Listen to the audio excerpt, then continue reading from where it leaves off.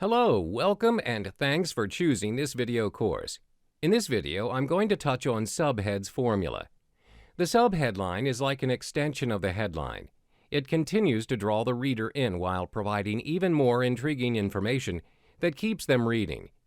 It's what stops you from walking by the new release shelf and over to the non-fiction rack, because it's not only captured your attention, but got your full attention. Now you're curious. You are enticed. Subheadlines are often one of the most effective ways to keep readers reading. They introduce each section of your writing, letting the reader know what they're about to find out. The subheadlines do not have to be as bold as the headline, but they must maintain the reader's attention. First of all, subheads actually serve a few important purposes.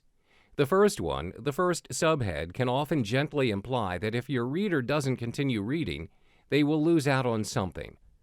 Also, the first subhead acts as the first key point for people who will only read the subheads and bullets. In general, there are two kinds of copy readers. There are those who are captivated by your entire story and will read from beginning to end. There are also those who don't need to know your story, your history. They are already sold on you. They simply want to decide if they want this service or product. These people read the subheads and bullets, and that's about it. Therefore, the subheads must tell an entire story of their own from top to bottom. The last one would be the subheads should all be the same font size. If your text is 10 point and your headline was 20 or 24 point, then having subheads in 14 or 16 point is about right. The consistency allows the skimmer to easily read the story of the subheads without the seemingly unimportant details. Your goal is to get the readers to read all the way to the end of your copy so they can do business with you. With well-written subheadlines, you can do this easily. You can use them as highlighted notes that give a hint that there's much more to come if the reader just keeps on reading. In order to gain a better result, it's essential that you need to apply a few techniques to achieve what you wanted. Here are some of the techniques I would suggest you practice. 1. Express clear and complete benefit. As long as you think of your subheads as what they actually are, subheadlines, you should do well. Even people who have learned to write compelling primary headlines often slack off with subheads and commit the sin of cryptic or cute headings that fail to communicate anything of true value to the reader.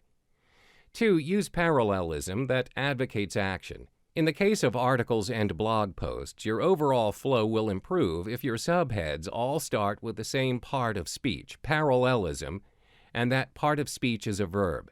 For example, the subheads from this post are, turn a scanner back into a reader with subheads. Keep your reader on track with benefits. Use these 3 subhead techniques for better results. Win the battle against the scanners.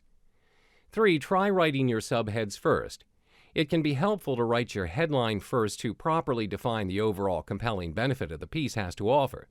You can clearly delineate the sections of your copy by then writing your subheads next before any body text.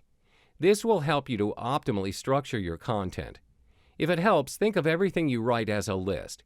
How many points, benefits are you trying to make in order to properly communicate your topic or pitch? List them out, and if you find that one or more of these points doesn't really fit or provide a benefit to the reader, toss it.